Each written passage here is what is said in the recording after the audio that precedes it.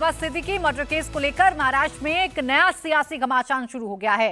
बाबा Siddiqui murder के बाद शिंदे सरकार पर महाविकास अघाड़ी की ओर से बड़ा अटैक किया गया है। शरद पवार ने बाबा सिद्दीकी के मर्डर केस पर सवाल उठाते हुए ये कहा कि महाराष्ट्र में लॉ एंड ऑर्डर मजाक बन गया है। शरद पवार ने कहा गृह मंत्री और राज्य सरकार को जिम्मेदारी लेनी चाहिए।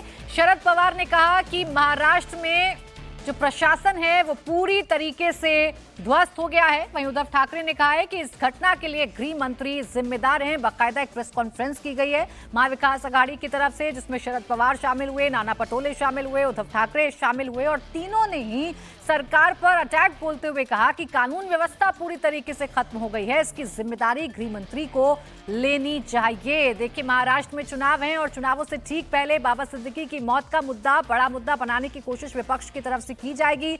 महाराष्ट्र चुनाव की तैयारियों में जुटे हुए हैं तमाम दल, अपनी अपनी तैयारी की जा रही है, अपने अपने वोट बैंक को रिझाने की कोशिश की जा रही है और ये तैयारी महाराष्ट्र में देखने को मिल भी रही है। अब इसमें बाबा सिद्दीकी की मौत के बाद, बाबा सिद्दीकी की हत्या के बाद क्या नया एंगल जोड़ा जाएगा या क्या नया रणनीति बनाई जाएगी, इस पर सभी की निगाहें हैं। लेकिन महाराष्ट्र में फिलहाल एक दूसरे पर आरोप प्रत्यारोप किया जा रहा है। कल भी महाराष्ट्र में दशहरे की रैली एकनाथ शिंदे ने की और उद्धव ठाकरे ने की और दोनों ने अपने अपने अंदाज में एक दूसरे पर हमला बोला। एकनाथ शिंदे ने कहा हम ही बाला साहेब वाली शिवसेना है, तो उद्धव ठाकरे ने कहा कि पिता की विरासत मैं संभाल रहा हूं और पिता की विरासत को मैं आगे इसी तरीके से संभालूंगा। एकनाथ शिंदे पर उन्होंने अटैक किया, कहा यह तो खोखे वाली सरकार है और खोखे वाली सरकार बहुत जल्दी खत्म हो जाएगी। खोखे वाली सरकार को इस बार जनता सबक सिखाएगी। तो एक